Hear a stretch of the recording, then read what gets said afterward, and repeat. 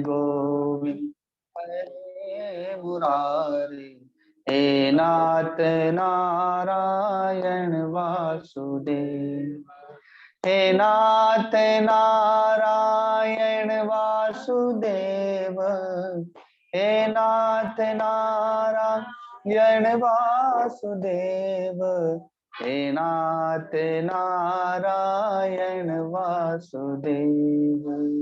श्री कृष्ण गोविंद हरे मुरारी, हे नाथ नारायण वासुदेव।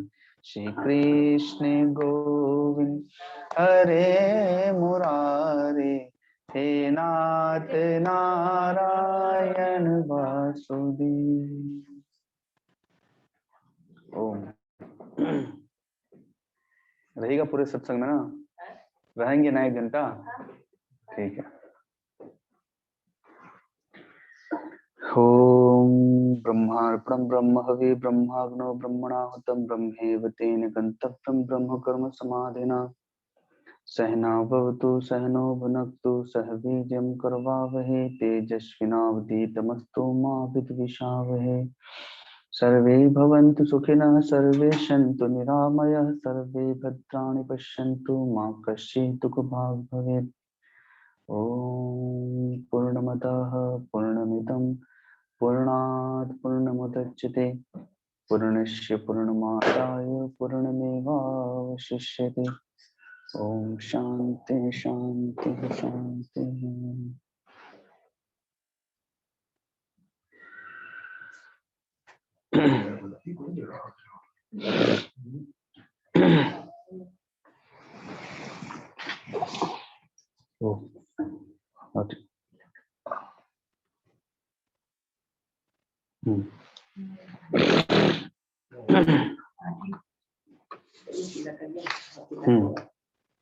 ये रख लीजिए दोनों के।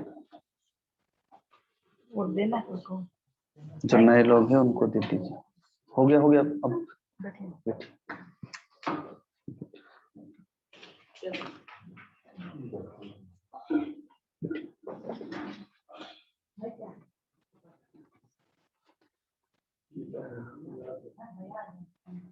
ओम गीता हृदय भगवान का सब ज्ञान का शुभ सार है। इस शुद्ध गीता ज्ञान से ही चल रहा संसार है। गीता परम विद्या सनातन सर्वशास्त्र प्रधान है। पर ब्रह्म रूपी मोक्षकारी नित्य गीता ज्ञान है। यह मोह माया कष्ट में करना जिसे संसार हो, वह बैठ गीता नाव में सुख से सहज में पार हो। संसार के सब ज्ञान का यह ज्ञानमय भंडार है। श्रुति उपनिषद वेदांत ग्रंथों का परम सुख सार। गाते जहाँ जन नित्य हरि गीता निरंतर नेम से रहते वहीं सुख कंद नटवर नंद नंदन प्रेम से। गाते जहाँ जन गीत गीता प्रेम से धर ध्यान। तीरथ वहीं भव के सभी शुभ शुद्ध और महान है। धरते हुए जो ध्यान गीता ज्ञान का तन छोड़ते लेने उन्हें माधव मुरारी आप ही उठ दौड़ते, सुनते सुनाते नित्य जो लाते, इसे व्यवहार में पाते परम पद ठोकरे, खाते नहीं संसार में, पाते परम पद ठोकरे, खाते नहीं संसार में। बोलिए सदगुरुदेव भगवान की, परम गुरुदेव महाराज की, गीता माता की, गीता विधाता की, श्री कृष्णानंद कंद भगवान की। ओम नमः पार्वती पते, हर हर महादेव। गीता जी का तीसरा अध्याय निकाल लें।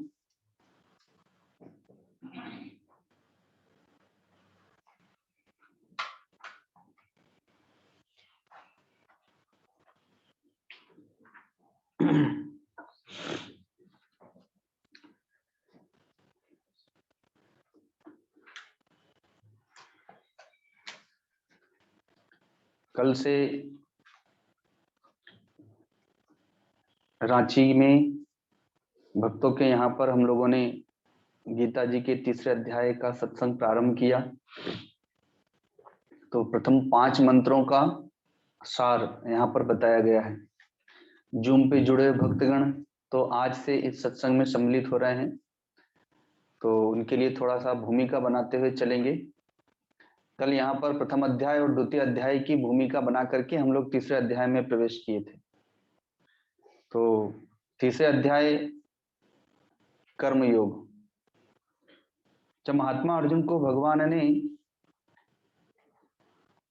गीता जी के द्वितीय अध्याय में ज्ञान का उपदेश दिया, उसके उपरांत कर्मयोग का उपदेश दिया। गृहस्थ आश्रम कर्म मार्ग है, लेकिन कर्म केवल श्रम को देने वाला ना हो, कर्म भगवान को देने वाला बने, ऐसा भगवान का प्रयत्न है। क्योंकि कर्म तो व्यक्ति जीवन भर करता है, लेकिन फिर भी उसके हाथ में श्रम ही लगता है। वह कर्म कर्मयोग नहीं बनता, वह कर्म भगवान को देने वाला नहीं बनता, वह कर्म चित्त शुद्धि का कारक नहीं बनता। तो इसलिए भगवान गृहस्थ आश्रम के लिए भी, चूंकि वह प्रवृत्ति मार्ग है, कर्म का मार्ग है, तो कर्म कैसे करना है ऐसा संकेत बताते हैं कि वह विधि क्या है। उसके पहले ज्ञान बताते हैं। दूसरे अध्याय में भगवान ने पहले ज्ञान योग की प्रस्तावना की, अर्थात ज्ञान बताया। ज्ञान का तात्पर्य है कि आप कौन हैं, यह शरीर क्या है और आप क्या हैं। हम अपना सारा जीवन अपने आप को शरीर मान करके व्यतीत करते हैं, और यह अज्ञान है, और इसी अज्ञान में हमारा संपूर्ण जीवन व्यतीत होता है। तो अपने आप को तो जाना नहीं, अपने आप को तो जानते नहीं, और बाहर का सब कुछ जानने का प्रयत्न करते रहते हैं, तो हाथ तो कुछ भी नहीं लगता। जब अपने आप को ही नहीं जानते हैं तो फिर हमारा जानना न जानने के बराबर है। इसलिए भगवान कहते हैं पहले अपने आप को जानो कि तुम कौन हो, ये सब कौन है। जब अपने आप को जान लोगे तो फिर मोह ममता आसक्ति राग द्वेष आदि द्वंद्व समाप्त हो जाएंगे। फिर सुख दुख सर्दी गर्मी मान अपमान की जो वृत्तियां चित्त में उठती हैं वे भी शांत हो जाएंगी। तो अज्ञान के कारण से ही ये सारा का सारा द्वंद्व उत्पन्न हो रहा है। जो महात्मा अर्जुन को मोह उत्पन्न हुआ, शोक संताप उत्पन्न हुआ, ये सब कुछ अज्ञानता के कारण से। एक छोटा सा दृष्टांत है कि एक महात्मा एकांत में बैठे हुए थे, तो किसी ने उनको गाली दी।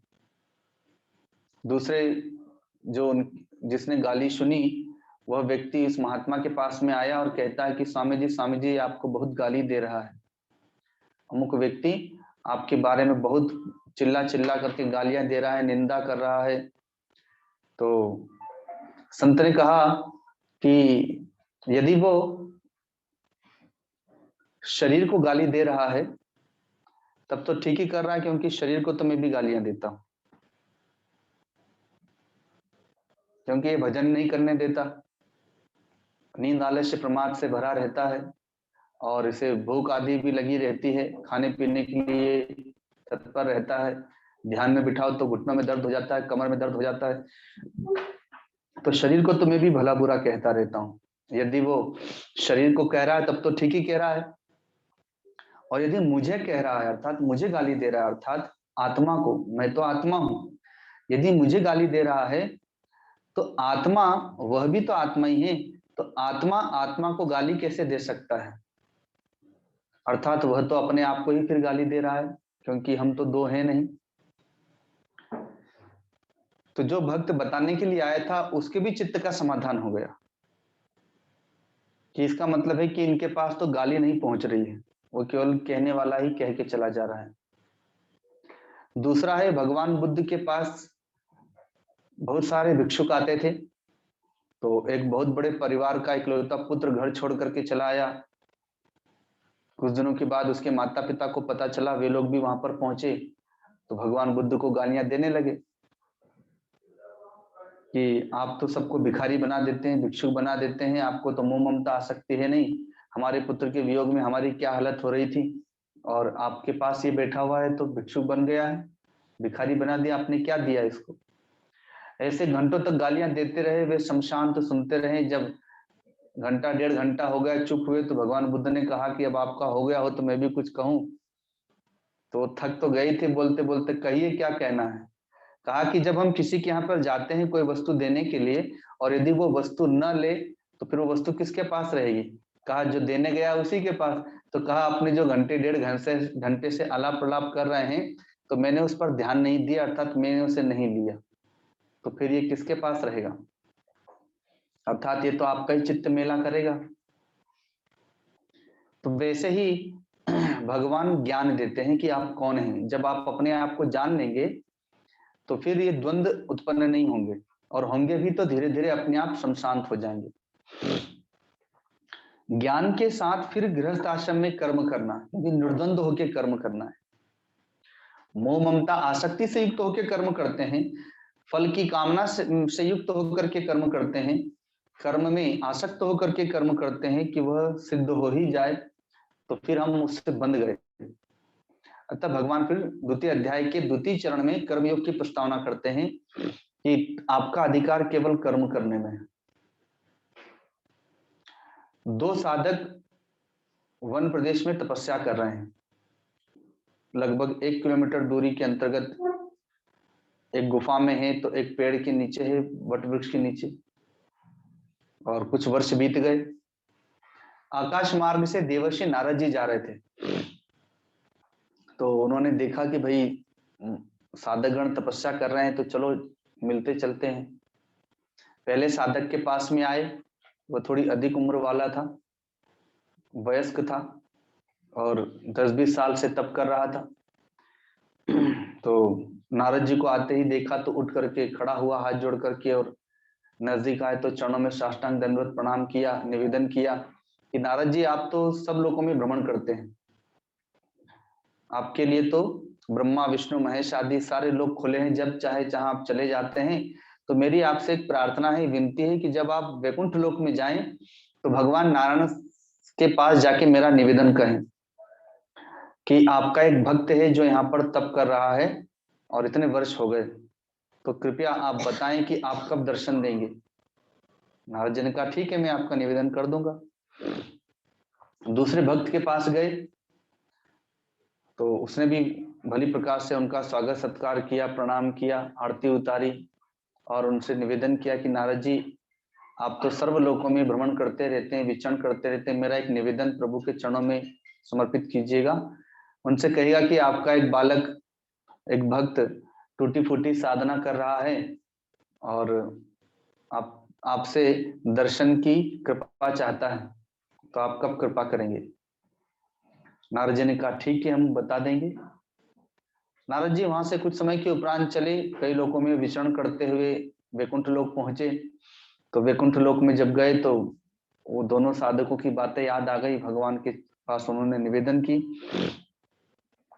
भगवान ने कहा कि पहले वाले साधक से कह देना, उसने अभी 20 साल साधना की है, तो अभी 20 साल वो साधना कर लेगा तो हम उसे दर्शन दे देंगे।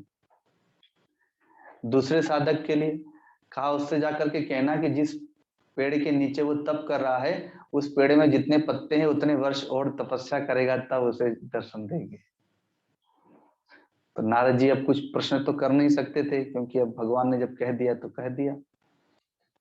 वे अपने अन्य लोक लोकांतरों में विचरण करते रहते हैं, प्रभु का स्मरण करते हुए विचरण करते करते पुनः कभी किसी समय, कुछ समय के उपरांत जब वे पृथ्वी लोक में आए तो फिर पुनः उन्हीं साधकों के पास भी पहुंचे। साधकों ने देखा, पहले साधक ने तो वैसे ही स्वागत सत्कार किया, आइए आइए नारद जी, आपने मेरा निवेदन प्रभु को सुनाया, प्रभु ने क्या संदेश दिया, कब कृपा करेंगे। तो नारद जी ने कहा कि भगवान ने कहा है कि हे भक्तराज, आप बहुत अच्छे तपस्वी हैं, कठोर तप कर रहे हैं, त्यागी हैं, वीतरागी हैं, और आपने बहुत वर्षों तक तप कर लिया। प्रभु ने कहा बस आपकी इतनी तपस्या शेष है कि जितना समय अभी आपने घर छोड़ करके यहाँ तप में बिताया उतना समय और बिता दे तो आपको प्रभु दर्शन दे देंगे। तो वो ऐसे भी 50-60 के हो ही गए थे, और अधिक उम्र होने पर उन्होंने घर का त्याग किया था, पत्नी बाल बच्चों को त्याग के आए थे। तो उनके मन में आया कि इतना वर्ष बीत गया, तब अब भगवान अब दर्शन नहीं दिए तो अब इतने वर्ष और अभी तप करना पड़ेगा, और अब तो शरीर शिथिल हो रहा है, वृद्धावस्था में तो भजन होगा नहीं। तो कहा कि फिर मुझे ऐसे भगवान नहीं चाहिए, मैं तो चला अपने घर अब, और वो तप छोड़ करके चला आया। दूसरे के पास नारद जी पहुंचे, उसने भी निवेदन जो किया था तो प्रार्थना की। प्रभु ने क्या संदेश दिया? नारद जी ने कहा कि प्रभु ने कहा है कि जिस वृक्ष के नीचे बैठ करके तप कर रहे हो, इस वृक्ष में जितने पत्ते हैं इतने वर्ष और तप कर लोगे तो तुम्हें दर्शन देंगे भगवान। तो उस भक्त ने जैसे ही सुना वैसे ही वो उठ करके नृत्य करने लगा कि प्रभु ने मेरी तपस्या को स्वीकार कर लिया, प्रभु मुझे दर्शन देंगे, मुझ पर कृपा करेंगे। तो वो प्रसन्न चित्त होकर के नाचने लगा। तो नारद जी को भी आश्चर्य हुआ कि भाई एक वो है जो 20 वर्ष की तपस्या सुनकर के क्षेत्र छोड़ करके भाग गया, घर चला गया, और तुम इस पेड़ में कितने सारे पत्ते हैं, ना जाने कितने जन्म लगेंगे, और तुम फिर भी प्रसन्नचित हो। तो कहता है कि मेरा अधिकार केवल साधना करने का ही है, दर्शन देने का अधिकार तो भगवान के पास ही है। तो मैं अपने अधिकार को ही तो कर सकता हूं और प्रार्थना ही कर सकता हूं केवल। तो वैसे कर्मण्य वादिकारस्ते मां फलेषु कदाचन, हमारा अधिकार केवल कर्म करने में, हमारा अधिकार केवल साधना करने में, हमारा अधिकार केवल सेवा करने में। अब कोई पुत्र है तो उसका अधिकार केवल माता पिता की सेवा करने का है। अब माता पिता से उन्हें क्या प्राप्त होगा, ये अधिकार माता पिता के पास है। बहू का अधिकार सास ससुर की सेवा करना, पति की सेवा करना है। उनसे क्या प्राप्त होगा, हो सकता है कि मान के अतिरिक्त अपमान भी प्राप्त हो, निंदा भी प्राप्त हो, लेकिन उसे अधिकार नहीं है कुछ कहने करने का, उसका अधिकार केवल सेवा करने का है। तो भगवान एक कर्मयोग की विधि बताते हैं कि आपका अधिकार केवल कर्म करने का है, आप फल की चिंता ना करें, फल की कामना ना करें, आप कर्म करते जाएं सेवा भाव से और उसे समर्पित करते जाएं।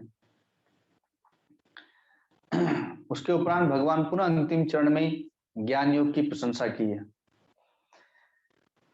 तो महात्मा अर्जुन के मन में संशय उत्पन्न हुआ, प्रश्न उत्पन्न हुआ, जहां से कल हम लोगों ने प्रारंभ किया था तीसरे अध्याय में। ये जूम वाले भक्तों के लिए पुनः थोड़ी सी प्रस्तावना करनी पड़ रही है। महात्मा अर्जुन ने तीसरे अध्याय में प्रश्न किया है कि हे प्रभु, यदि आपको कर्म की अपेक्षा ज्ञान श्रेष्ठ लग रहा है, क्योंकि ज्ञानियों की भगवान बड़ी प्रशंसा कर रहे हैं दूसरे अध्याय में, तो फिर आप मुझे इस कर्म में क्यों लगा रहे हैं, और इस भयंकर कर्म में, इस अघोर कर्म में, जिसमें अपने गुरुजनों का वध करना पड़े, जिसमें अपने पितामह भाई बंधुओं का वध करना पड़े। यदि आपको ज्ञान ही अच्छा लग रहा है तो मुझे ज्ञान योग का मार्ग दिखाइए, ज्ञानी बनाइए। क्योंकि विदुर जी भी युद्ध छोड़ करके चले गए, अर्थात इसका मतलब वो ज्ञान मार्ग के अधिकारी हैं तो ज्ञान योगी बन गए। व्यास जी ज्ञान योग के अधिकारी हैं, इसलिए वे वन में बैठे बैठे वहीं से दृश्य देख रहे हैं। लगता है बलराम जी भी ज्ञानी हैं तभी तो युद्ध छोड़ के चले गए, और आप तो महाज्ञानी बैठे ही, आपने पहले ही कह दिया मैं युद्ध में अस्त्र शस्त्र नहीं उठाऊंगा, तो इसका मतलब ज्ञानी को युद्ध नहीं करना पड़ेगा, तो मुझे भी ज्ञानी बना दीजिए। तो मैं भी कर्म से बच जाऊंगा, क्योंकि ज्ञानियों को कर्म नहीं करना पड़ता। और ये पितामह भीष्म भी आधे ज्ञानी लग रहे हैं, क्योंकि इन्होंने कहा है कि मैं युद्ध तो करूंगा लेकिन पांचों पांडवों का वध नहीं करूंगा। तो इसका मतलब ये आधे तो ज्ञानी हैं और आधे कर्मयोगी हैं। तो आप मिली जुली सी बातें ना करें, मिली जुली बातें करके मेरे चित्त को भ्रमित ना करें, बल्कि जिससे मेरा कल्याण हो आप वैसा ही करें। तो कल मैंने बताया भी था कि भगवान सांकेतिक भाषा का प्रयोग करते हैं, सदगुरु संकेतमय बताते हैं। तो सूक्ष्म बुद्धि वाले जो होते हैं वही समझते हैं, क्योंकि जो आपका आत्म स्वरूप है या जो परमात्मा का स्वरूप है वह सूक्ष्माति सूक्ष्म है, और वह सूक्ष्म बुद्धि से ही समझ में आता है, और सांकेतिक भाषा का ही वहां पर प्रयोग करना पड़ता है।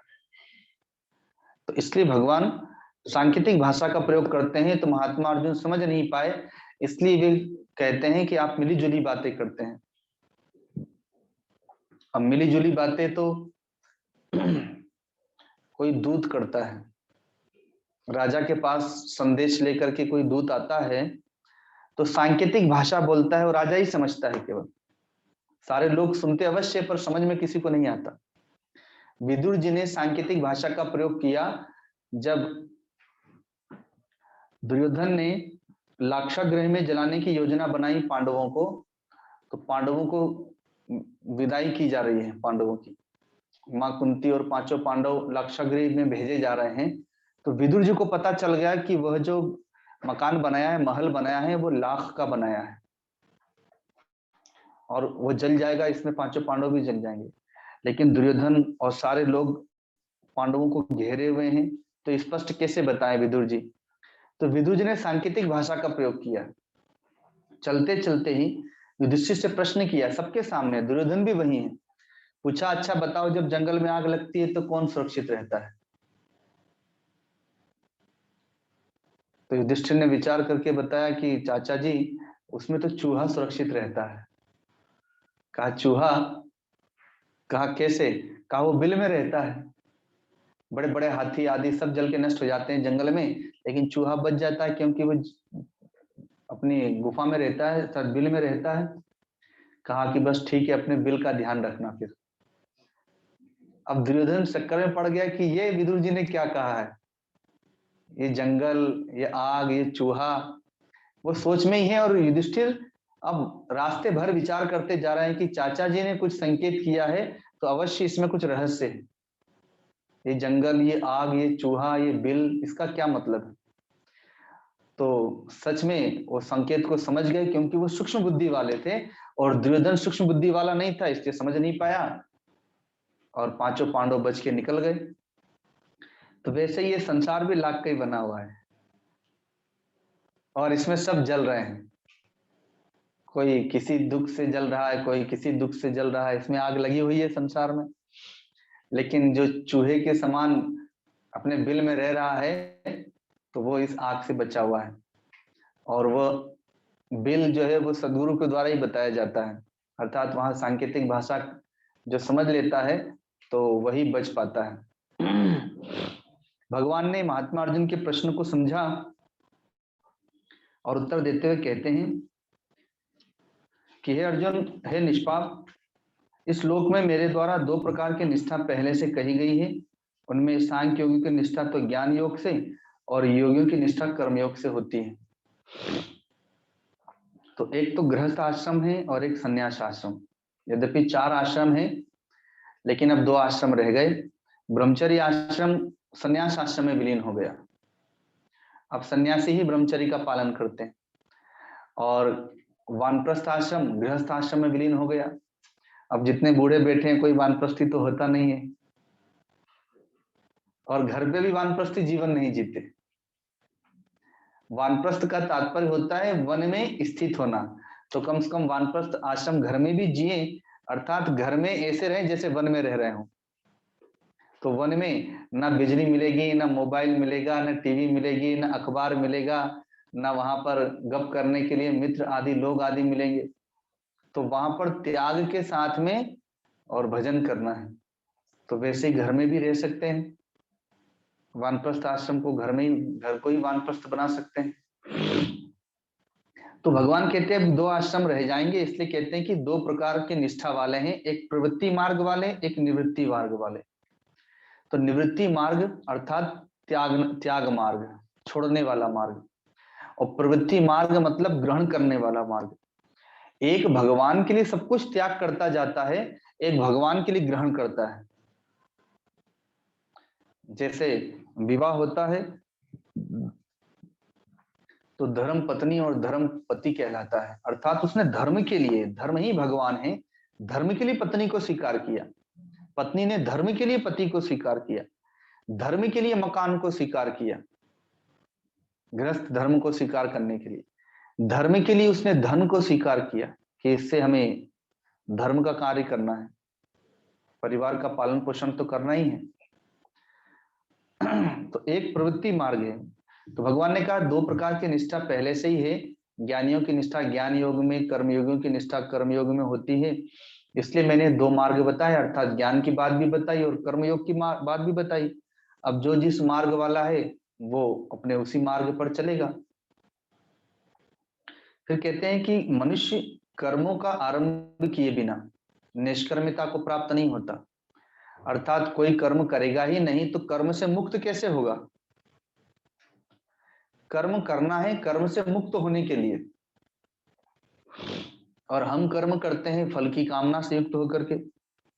हमने पहले बहुत कर्म कर लिया है, तो कैसे कर्म करना है कि जैसे कोई व्यक्ति अपने मित्र से मिलने के लिए जा रहा है बहुत तेजी के साथ साइकिल में बैठकर, साइकिल चलाते हुए, अब रास्ते में ही उसका मित्र मिल जाए तो अचानक उसकी दृष्टि पड़ गई कि अरे रास्ते में ही कि मेरा मित्र तो यही जिससे मिलने जा रहा हूं, तो वो क्या करेगा, ब्रेक तो नहीं लगाएगा, ब्रेक लगाएगा तो गिर जाएगा क्योंकि बहुत तेजी से जा रहा है। वो पहले पेडल मारना छोड़ देगा, तो धीरे धीरे जब गति कम होगी तब जा करके वो ब्रेक दे करके फिर साइकिल को घुमा करके वापस लाएगा। तो वैसे ही हमारे कर्म में बहुत वेग है, हम बिना कर्म के नहीं रह सकते, और हम एक बार एक कर्म छोड़ भी नहीं सकते। कर्म का इतना वेग है कि अगर हमने कर्म छोड़ दिया तो एक्सीडेंट हो जाएगा। जैसे वो साइकिल मित्र के मिल जाने पर अगर एक बार एक ब्रेक मार देता तो वो गिर जाता, तो उसके लिए वो क्या करता है, पेडल मारना छोड़ देता है। अब पहले के वेग से साइकिल चलती है, जब धीमी गति होती है तब जा करके ब्रेक लगा करके वापस लौट के आता है। तो वैसे ही हमारे कर्म में वेग बहुत है, इसलिए भगवान कहते हैं कर्म को छोड़ना ठीक नहीं है। कर्म किया है संसार के लिए, कर्म किया है परिवार के लिए, अब कर्म करो भगवान के लिए। कर्म वही रहेगा, भावनाएं बदल जाएंगी। महात्मा अर्जुन ने पहले भी युद्ध बहुत किए, पहले अपने राज्य के विस्तार के लिए किया, पहले अपने भाई को चक्रवर्ती सम्राट बनाने के लिए युद्ध किया चारों दिशाओं में। भगवान कहते हैं अब युद्ध मेरे लिए करो, अर्थात अपने सदगुरु की प्रसन्नता के लिए उनकी आज्ञा का पालन करो, धर्म के लिए युद्ध करो।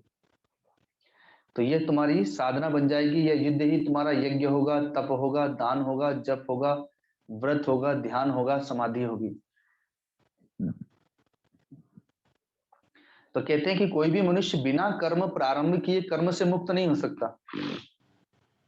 गृहस्थ आश्रम में भगवान के लिए कर्म करके ही कर्म से मुक्त होगा। वो कर्म की पहले वाले कर्म की काट है। अज्ञान में स्थित होकर कर्म किया है तो भक्ति में स्थित होकर कर्म कीजिए, तो वह कर्म आपका पहले वाला कट जाएगा। और केवल त्याग मात्र से भी भगवान नहीं मिलते, अर्थात जो ज्ञानी है वो कर्म को छोड़ बैठे तो भी सीधे भगवान नहीं मिलेंगे। ज्ञान को पकड़ के तब कर्म का त्याग करना है, और ज्ञानी के लिए भी भगवान कह रहे हैं पहले ज्ञान को समझे, ज्ञान को धारण करे, तब फिर कर्म का त्याग करे। फिर 5वें श्लोक में कहते हैं कि निसंदेह कोई भी मनुष्य किसी भी काल में क्षण मात्र भी बिना कर्म के नहीं रहता, क्योंकि वह मनुष्य परवश प्रकृति से उत्पन्न तीनों गुणों के द्वारा कर्म करने के लिए बाध्य किया जाता है। अर्थात प्रकृति के गुण उसे बलात् कर्म में लगा देते हैं। नींद, तमोगुण प्रकट होगा तो नींद में लगा देगा, रजगुण प्रकट होगा तो कर्म में लगा देगा, सतगुण प्रकट होगा तो जब तक ध्यान में लगा देगा। तो ये प्रकृति के तीनों गुण उसे जबरदस्ती कर्म कराते रहते हैं। तो यहां तक कल हम लोगों का हुआ था। अब छठे मंत्र से सब एक साथ प्रारंभ करेंगे। कर्मेंद्रियाणि संयम्य य आस्ते मनसा स्मरन् इंद्रियार्थान् विमूढ़ात्मा मिथ्याचारः स उच्यते। कहते हैं कि जो मूढ़ बुद्धि मनुष्य समस्त इंद्रियों को हठ पूर्वक ऊपर से रोककर मन से उन इंद्रियों के विषयों का चिंतन करता रहता है, वह मिथ्याचारी अर्थात दंभी कहा जाता है। अर्थात जिसने हठ पूर्वक अपनी कर्मेंद्रियों को रोक लिया, कर्म नहीं करता, और मन से उन कर्मों का और विषयों का चिंतन करता रहता है, तो भगवान कहते हैं कि वह तो फिर ढोंगी है। कल मैंने एक उदाहरण भी दिया था कि एक व्यक्ति का व्यापार नहीं चल रहा था, तो वह झूठ मूठ का साधु भेष बना करके बैठ गया, तो लोग चढ़ावा चढ़ाने लगे। तो वो जानता था कि मैं ढोंगी हूं, मैं साधु नहीं हूं, लेकिन चलो उसकी चेतना जाग गई। तो वैसे ही भगवान कहते हैं कि कोई कर्म ना छोड़े, कर्मेंद्रियों से हठ पूर्वक कर्म ना छोड़े। तो बचपन में सबका अनुभव है। क्या अनुभव है? बचपन में सब रूठे हैं, माँ से पिता से रूठ करके भोजन छोड़ देते, जाओ आज मैं नहीं खाऊंगा, जाओ आज मुझे ये नहीं करना है, और क्रोध में आकर के सब छोड़ के बैठ जाते थे या लेट जाते थे, रोते थे, सो जाते थे। तो भले ही वो कर्म को छोड़ दिया, भले भोजन भोजन को छोड़ दिया, लेकिन भूख तो लगती थी और विचार भी आता था। कर्म को छोड़ बैठते थे, जाओ मुझे नहीं करना, लेकिन फिर भी चिंतन तो उसी का ही चलता था। वही बात भगवान कह रहे हैं कि हठ पूर्वक कोई कर्मेंद्रियों को रोक ले कर्म करने से, और चिंतन उसी का ही कर रहा है, तो फिर तो मिथ्याचारी है, अर्थात वह ढोंगी है। तो भगवान कहते हैं कि भगवान को स्वीकार्य नहीं है।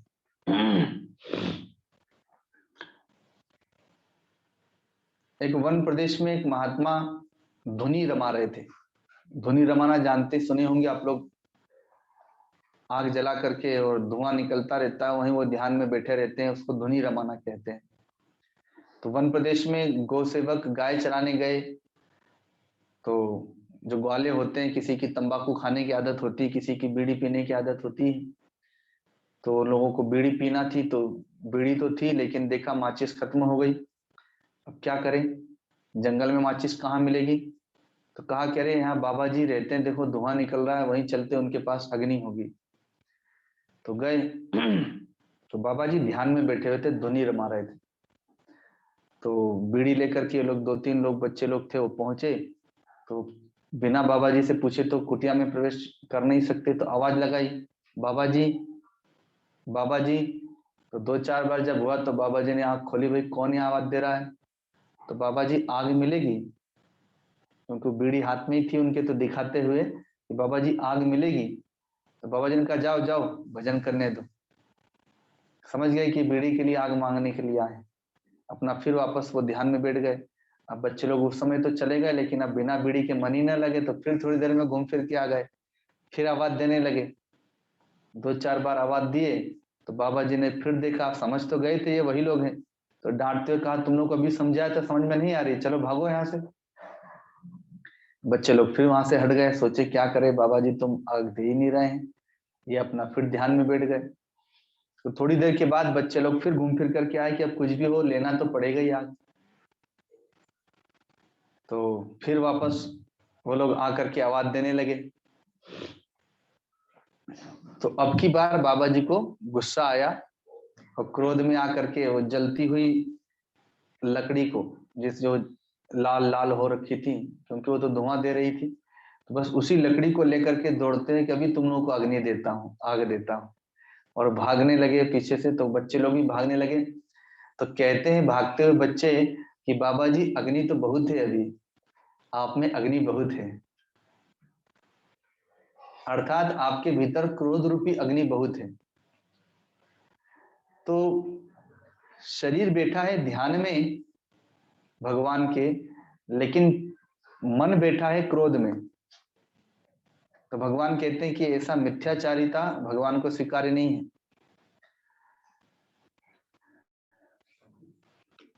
यस्विन्द्रियाणि मनसा नियम्यारभते अर्जुन कर्मेन्द्रियैः कर्मयोग मसक्तः स विशिष्यते। अब भगवान को क्या प्रिय है? तो भगवान कहते हैं कि जो मनुष्य मन से इंद्रियाओं को वश में करता है।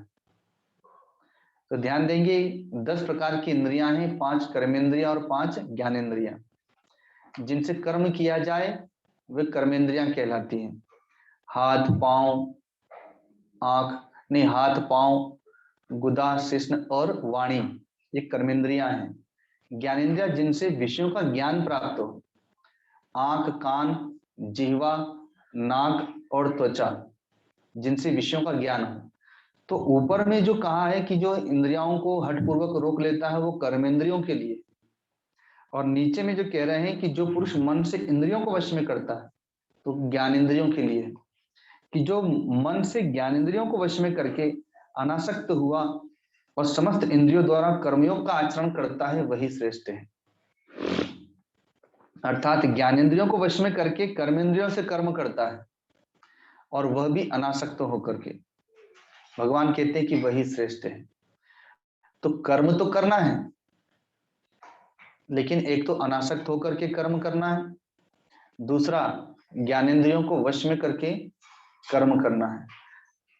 अगर कहा भी जाता है ध्यान लगा के पढ़ाई करो, बच्चे में चंचलता होती तो पढ़ रहा है, कभी इधर देख रहा है कभी उधर देख रहा है, तो उसका जब मन ही एकाग्र नहीं तो कैसे पढ़ाई करेगा वो।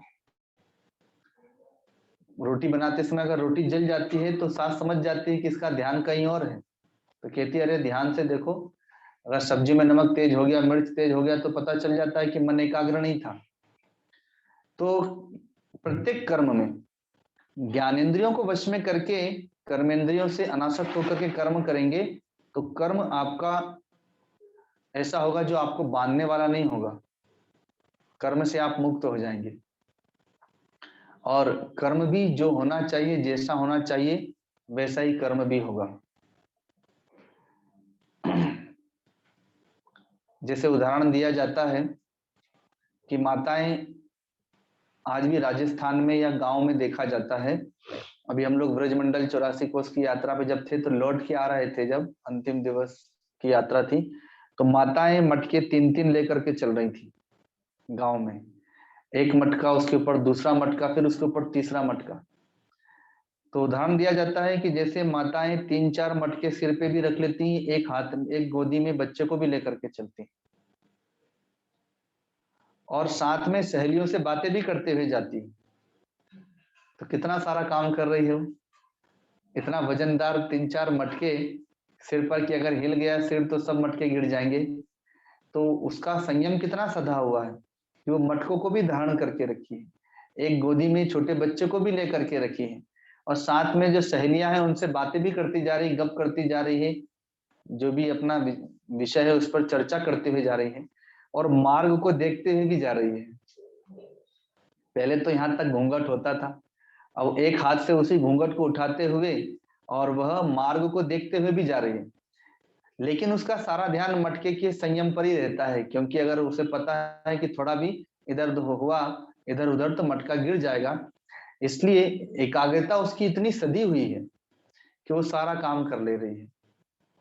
तो ठीक ऐसा ही गृहस्थ आश्रम में है, अर्थात कर्म योगी के लिए है। माँ एक मटका है, पिता दूसरा मटका है, पति एक मटका है, पत्नी एक मटकी है, बाल बच्चे, पता कितने सारे मटके हैं सिर पर। बैलेंस बना करके रखना है, और ये संसार का जो मार्ग है वो उसे देख देख करके समझ बूझ करके चलना है, और हरि चर्चा करते हुए भी अपने भक्त मंडली के साथ सत्संग करते हुए भी गमन करना है। लेकिन फिर भी जिस प्रकार से वह ध्यान बैलेंस पर ही रहता है, वैसे वो बैलेंस पर भी ध्यान रखना है कि वो बिखरे नहीं। ऐसा है गृहस्थ आश्रम का मार्ग है। तो भगवान कहते हैं कि जो इस प्रकार से समस्त इंद्रियों द्वारा कर्मयोग का आचरण करता है वही श्रेष्ठ है। कर्म को छोड़ने वाला श्रेष्ठ नहीं है। गृहस्थ आश्रम में रह करके ये ब्रह्म ज्ञान उपजो नहीं, कर्म दियो छटकाए, तुलसी ऐसे नर तो अंत नरक में जाए। ये गृहस्थ आश्रम के लिए कहते हैं गोस्वामी तुलसीदास जी। सन्यासी के लिए कर्म त्याग का विधान है, लेकिन गृहस्थ के लिए कर्म त्याग का विधान नहीं है। वहां तो भाव के साथ में अनासक्त होकर के जो विधियां बताई इस प्रकार से कर्म करे। नियतम कुरु कर्म त्वम कर्म ज्यायो ह्य कर्मणः शरीर यात्रा पीचते न प्रसिद्धेद कर्मणः। अब भगवान कहते हैं कि तू शास्त्र विहित कर्तव्य कर्म कर, अर्थात शास्त्र ने जिसको जो कर्तव्य कर्म का विधान बनाया, पिता का क्या कर्म है, पुत्र का क्या कर्तव्य कर्म है, पत्नी का पति का क्या कर्तव्य कर्म है, भाई का क्या कर्तव्य कर्म, सबके कर्तव्य कर्म का भगवान ने पहले से ही निर्धारण कर दिया है। तो वही कहते हैं कि तू शास्त्र विहित कर्तव्य कर्म कर, क्योंकि कर्म न करने की अपेक्षा कर्म करना श्रेष्ठ है। गृहस्थ आश्रम में कोई कर्म छोड़ के बैठे तो क्या कहते हैं, अरे क्या दिन भर कुंभकर्ण की तरह सोए रहते हो। उदाहरण देते हैं ना, ये देखो दिन भर बैठा रहता है, कुछ करता धरता है नहीं, निठल्ला होकर के बैठा है, ऐसा कहते हैं लोग। इसलिए कहते हैं कि कर्म न करने की अपेक्षा कर्म करना श्रेष्ठ है, और कर्म न करने से तेरा शरीर निर्वाह भी सिद्ध नहीं होगा। अर्थात कर्म नहीं करेंगे तो शरीर में रोग भी हो जाएंगे। जैसे अभी 1.5-2 साल तक जो कोरोना महामारी थी, तो तब तक दूसरे रोग तो सब बेचारे चुपचाप बैठ गए थे, दूसरे रोगों को तो अवसर ही नहीं मिल रहा था।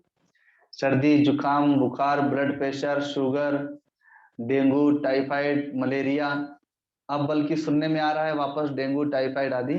उस समय सुनने में नहीं आ रहे थे, क्यों? क्योंकि सारे लोग काम में लग गए थे।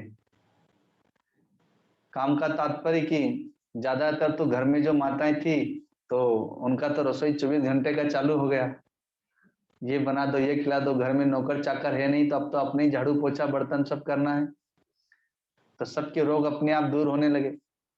तो वही बात कह रहे हैं भगवान की, कर्म न करने से तेरा शरीर निर्वाह सिद्ध नहीं होगा, अर्थात शरीर भी स्वस्थ नहीं रहेगा। तो इसलिए कर्म करने से शरीर भी स्वस्थ रहता है, निरोगी रहता है। अब शरीर से अर्थात शारीरिक परिश्रम लोगों ने कम कर दिया, इसलिए पहले की अपेक्षा रोग बहुत बढ़ गए, और पहले से खान पान में भी परिवर्तन हो गया। पहले शुद्ध खाते थे, सात्विक भोजन होता था, शुद्ध भोजन होता था, सब ऑर्गेनिक भोजन होता था, गाय के गोबर की खाद हुआ करती थी खेतों में, किसान वही डालते थे। अब तो खेत में भी यूरिया खाद और विषैले खाद डाले जा रहे हैं, तो वो जहर ही उगल रहे हैं सारे खेत भी। तो गेहूं दाल चावल फल सब्जियां सब में जहर है, और जहर ही खा रहे हैं हम। दूध दही घी, गाय तो है नहीं, और दूध दही घी मिठाई सब चाहिए, और सब कुछ मिलता है, और पता नहीं किस चीज का है, तो सब विष ही खा रहे हैं, तो इसलिए सबके शरीर में रोग हो रहा है। फिर दूसरा परिश्रम भी नहीं है। बच्चे बचपन से बच्चे के हाथ में मोबाइल है, टीवी है और लैपटॉप है, तो वो उसी में वीडियो गेम खेलता है।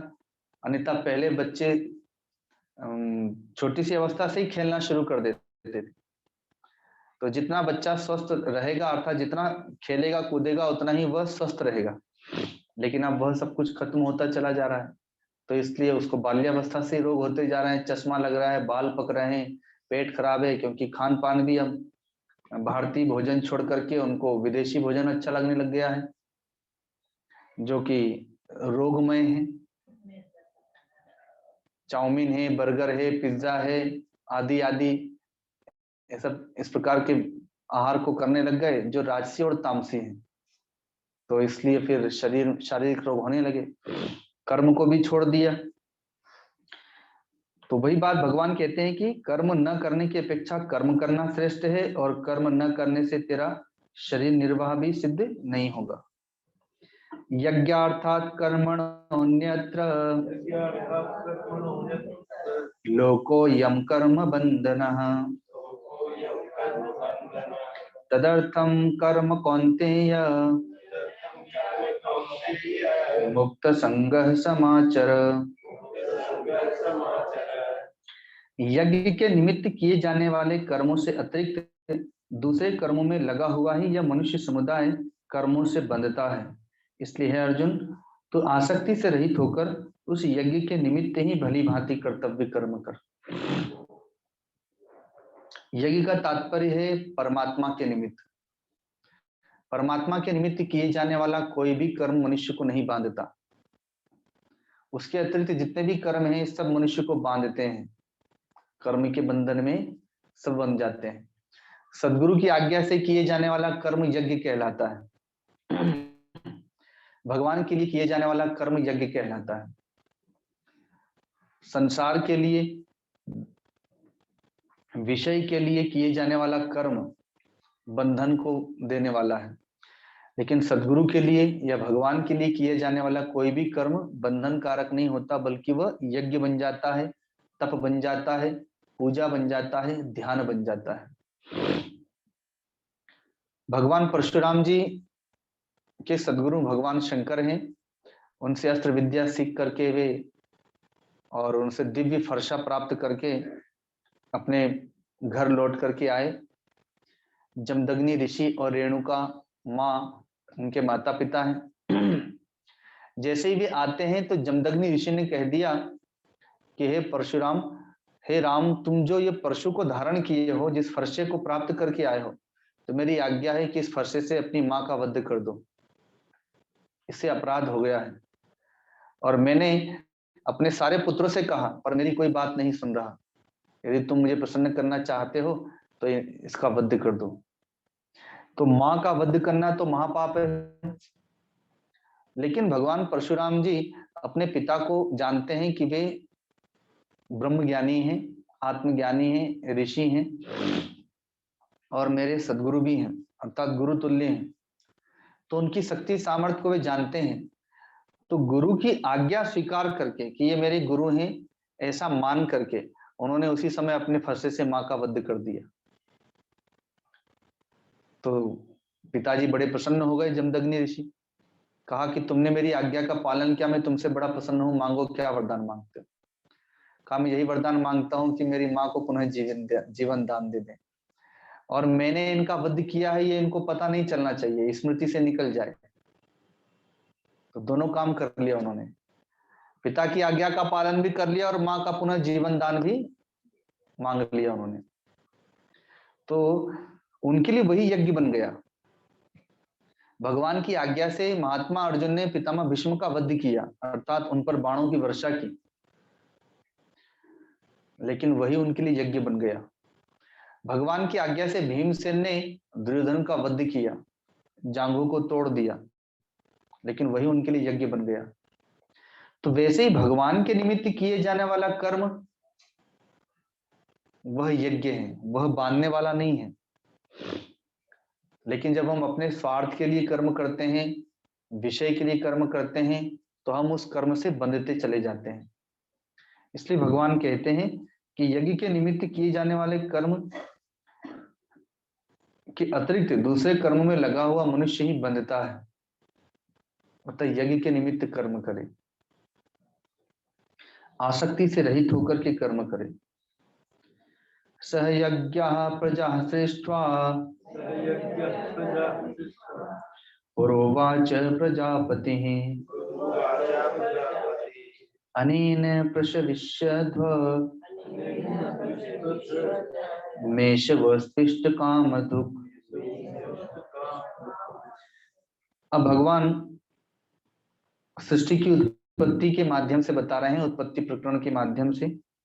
प्रजापति ब्रह्मा ने कल्प की आदि में यज्ञ सहित प्रजाओं को रचकर उनसे कहा कि तुम लोग इस यज्ञ के द्वारा वृद्धि को प्राप्त हो और यह यज्ञ तुम लोगों को इच्छित भोग प्रदान करने वाला हो।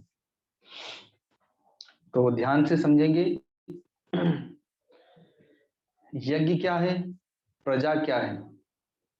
प्रजापति ब्रह्मा ने कल्प की आदि में यज्ञ को रचा, प्रजाओं को बनाया और कहा कि तुम लोग इस यज्ञ के द्वारा वृद्धि को प्राप्त करो, यह यज्ञ तुम लोगों को इच्छित भोग प्रदान करेगा। आगे देवताओं का भी आएगा कि उन देवताओं को यज्ञ के द्वारा संतुष्ट करो तो वे देवता तुम्हारी मनोकामना पूर्ण करेंगे। तो ध्यान से समझेंगे, एक तो आकाश में रहने वाले देवी देवता हैं। आकाश का तात्पर्य है सूक्ष्मता। जैसे ये शरीर स्थूल है और देवताओं का शरीर सूक्ष्म है, इसलिए हम लोग कहते हैं कि वे आकाश में रहते हैं। आकाश का तात्पर्य वो सब दूर गमन कर सकते हैं। हमारा शरीर स्थूल है इसलिए पृथ्वी पर गमन करता है। तो इंद्र, वरुण, कुबेर, यम आदि ये सब सूक्ष्म देवी देवता हैं। दूसरे देवी देवता हैं गृहस्थ आश्रम में मातृदेव भव, पितृदेव भव, आचार्य देव भव आदि, ये गृहस्थ आश्रम के देवी देवता हैं। तो यहाँ पर ये दो प्रकार के देवी देवताओं की बात भगवान बताएंगे, लेकिन मैं इसमें एक तीसरे देवताओं की बात भी समझा रहा हूं। कल इसका हम लोग विस्तार करेंगे, फिर से आज से ही भूमिका बना देता हूं। मानस में आप लोगों ने पढ़ा होगा, इंद्रिन द्वार झरोखा नाना, तहता सुर बैठे करी थाना। सुर का मतलब होता है देवता। इंद्रियों में बैठे हुए देवता, आंखों में भी देवता बैठा है जो देख रहा है। कानों का देवता अर्थात जिसे हम संस्कार कहते हैं, कानों में भी देवता है, नाक में देवता है, जिह्वा का देवता है, त्वचा का देवता है। तो मैंने आपको 3 प्रकार के देवता समझाए, यद्यपि यहाँ पर 2 प्रकार के देवताओं को समझाया है, पर यह आध्यात्मिक ग्रंथ है तो इसे समझाने के लिए मैं और भी अच्छी तरफ से आपको बता रहा हूं। एक तो हम लोग जो समझते हैं कि स्वर्ग में जो देवी देवता रहते हैं, दूसरे देवी देवता घर के देवी देवता माता पिता आदि, तीसरे देव देवता जो शरीर की इंद्रियों में बैठे हुए हैं। अब यज्ञ क्या है? तो उन देवताओं का यज्ञ तो जो हम हवन आदि करते हैं, जो स्वर्ग में रहने वाले देवी देवता हैं उनको संतुष्ट करने के लिए हम लोग हवन करते हैं, आहुति लेकर के। इंद्र देवता है स्वाहा, वरुण देवता है स्वाहा, उनके निमित्त जो हम भविष्य समर्पित करते हैं उनसे वे देवता संतुष्ट होते हैं। घर के देवी देवता अर्थात माता पिता पति आचार्यगण गुरुजन, ये देवता हैं। इनको इनकी उचित सेवा करके भोजन वस्त्र मकान, शरीर से थोड़ी सेवा, आदर मान सम्मान, ये इनका भविष्य है। इन देवताओं को हम इससे संतुष्ट करते हैं और यही हमारा यज्ञ है गृहस्थ आश्रम का, पुत्र का। और तीसरे, इंद्रियों में जो देवता बैठे हैं, तो नेत्रों से बुरा ना देखना, अच्छा देखना, दर्शन करना, कानों से बुरा ना सुनना, सत्संग सुनना, जिह्वा से अभक्ष ना खाना, सात्विक प्रसाद पाना, ये इनमें बैठे हुए देवताओं का भोजन है और हमारे लिए यही यज्ञ है। तो आगे वही बात बताएंगे भगवान कि प्रजापति ब्रह्मा ने कल्प के आदि में यज्ञ सहित प्रजाओं को रचकर उनसे कहा कि इस यज्ञ के द्वारा वृद्धि को प्राप्त हो और यह यज्ञ तुम लोगों को इच्छित भोग प्रदान करने वाला होगा। यदि हम ऐसा करेंगे तो वे देवता भी संतुष्ट होंगे, आपकी जो इच्छा होगी आपकी मनोकामना पूर्ण करेंगे। घर के देवी देवता अर्थात माता पिता संतुष्ट होंगे, उनका आशीर्वाद प्राप्त होगा, उनकी भौतिक संपत्ति हमें प्राप्त होगी। यदि हम संयम के साथ में रहेंगे तो इंद्रियों में बैठे हुए देवता भी संतुष्ट हो जाएंगे और वो भी अपना फल प्रकट कर देंगे। क्या प्रकट कर देंगे? मां गांधारी ने नेत्रों पर पट्टी बांधी थी, आंखों पर संयम किया था, तो उसे क्या वरदान, क्या फल मिला कि वो नेत्र खोल करके जिसे देखेगी उसे वज्र का बना देगी, इतनी शक्ति मिल गई। ऐसे ही वाणी से कभी हम झूठ ना बोलें तो हमें इंद्रियों को संयमित करने से वो देवता प्रसन्न होकर के यह वर दे देगा, हम वाणी से जो बोलेंगे वही सिद्ध हो जाएगा। ऐसे ही समस्त इंद्रियों के देवताओं का है। हाथों में, जब हाथों के देवता संतुष्ट हो जाएंगे तो जो कर्म करेंगे वह सिद्ध हो जाएगा, आदि आदि। तो इसी बात का आगे हम कल से विस्तार करेंगे आज तो संक्षेप में मैंने भूमिका बनाने के लिए बता दिया आप लोगों को। तो आज तीसरा अध्याय का जो 5 श्लोक का जो प्रकरण था उसे यहीं पर विराम देते हैं छोटे से पद के माध्यम से। बोलिए सद्गुरुदेव भगवान की जय।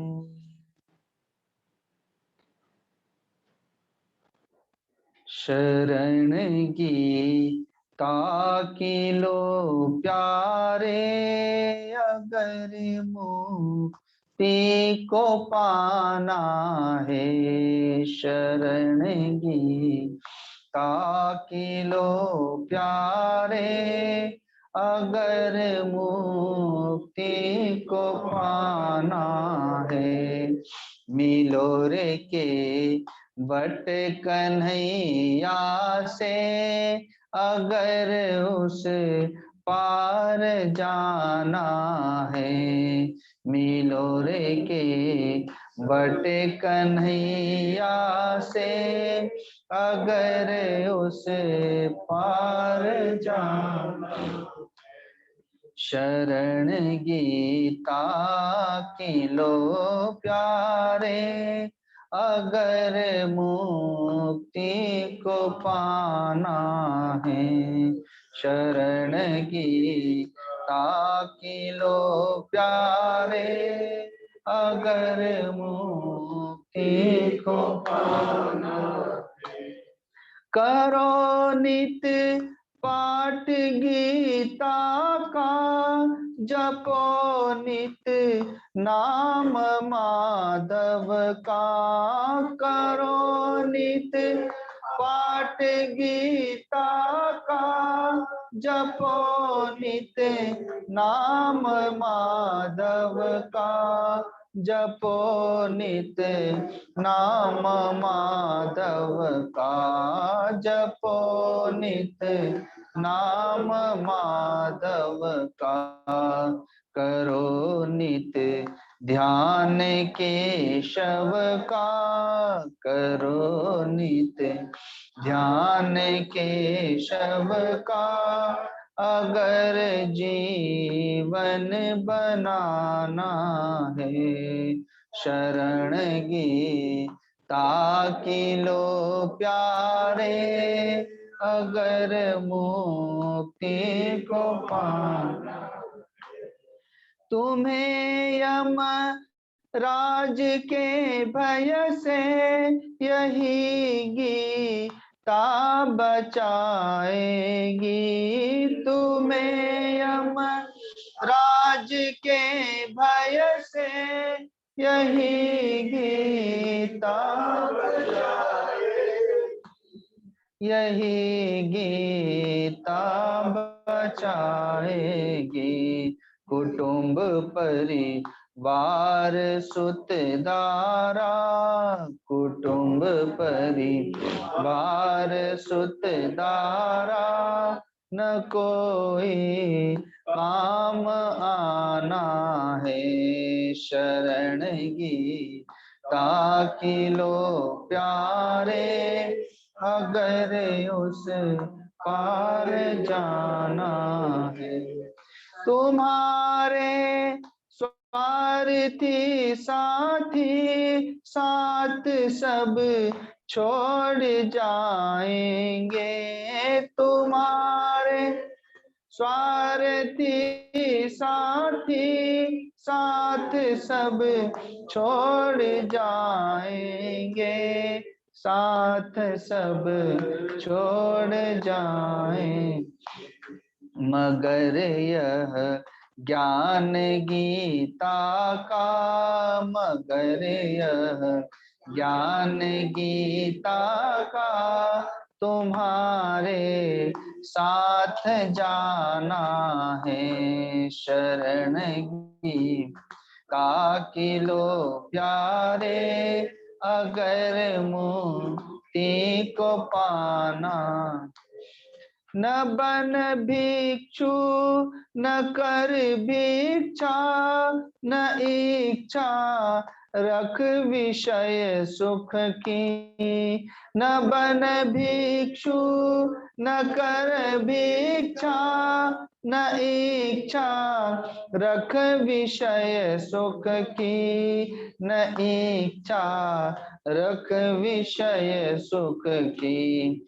यही उपदेश गीता का, यही उपदेश गीता का, हृदय पट पर बसाना है। यही उपदेश गीता का, हृदय पट पर बसाना है।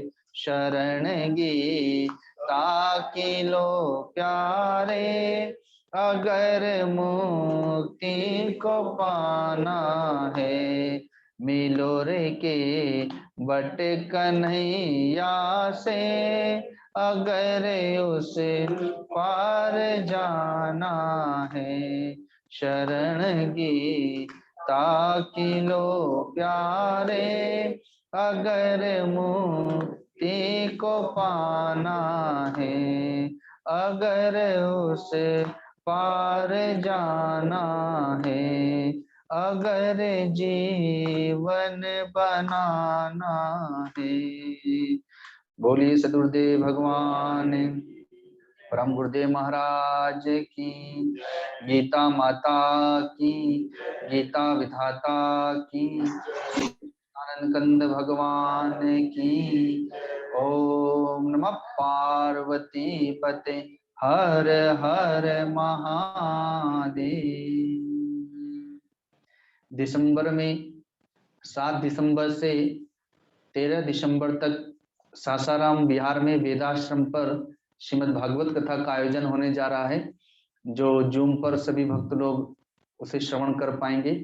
मैसेज आदि उन्हें उपलब्ध होगा। और यहाँ पर रांची में जो सत्संग हो रहा है वह दोनों समय अब लाइव किया जा रहा है। तो जूम पर जो भक्तगण जुड़े हैं वे सुबह 9 से 10 बजे तक और शाम को 3:30 से लगभग 5 बजे तक के लिए दोनों समय सत्संग का लाभ प्राप्त करेंगे।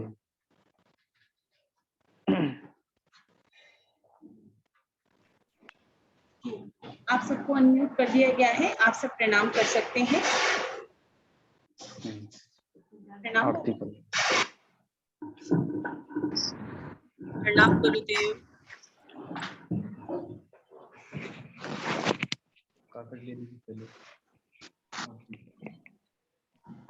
प्रणाम गुरुदेव। प्रणाम स्वामी। करुणावतारम।